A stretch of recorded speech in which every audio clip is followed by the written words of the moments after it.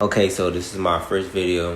I'm gonna try to explain everything in like the easiest way possible, because when I was like learning, I watched other videos and they do it in a confusing way. I'm gonna try to make it explain in the most straightforward way how I colored jewelry on like my cartoons and stuff. Okay, so I make a new layer, change the blending mode to linear burn, bring the opacity down also. So right here, I'm pretty sure, because this is not live, so I'm just doing commentary. Oh, I shaded the chain under, so it looks like it's under the chain that's on top of it. Like basically like a shadow effect on it. So yeah, I'm gonna speed this part up, hold on.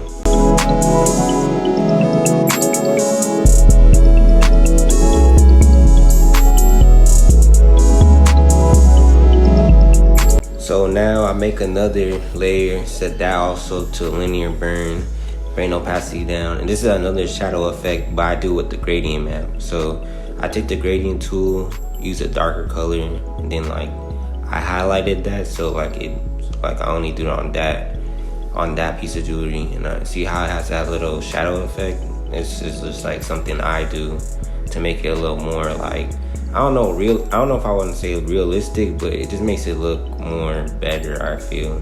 So yeah, and then next I make a new layer, and I set this one to add glow. This is like the shine, and I brought the opacity down also. So yeah, this is kind of how I do the look, like the lighting. Like people do it differently, and this is just kind of like my way of doing it.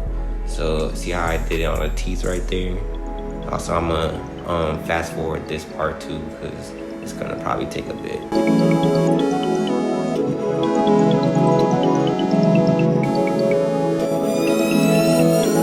Okay, what I do now is I make another layer, set this one to add glow again, but I don't bring no opacity down.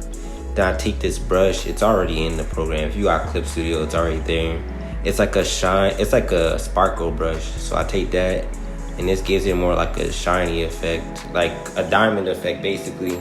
So I take that brush and I just spray it all around the jewelry basically. And so I'm gonna fast forward this part also, because it doesn't even take that. Honestly, I'm not gonna fast forward. It doesn't even take that long. So look, see how now it looks more like a diamond effect. So that's how I make it like shiny like that. And then now I go on the original layer, like the base color layer, and I go to bring down the brightness and bring up the contrast a bit. It just a little more editing, and that's basically it.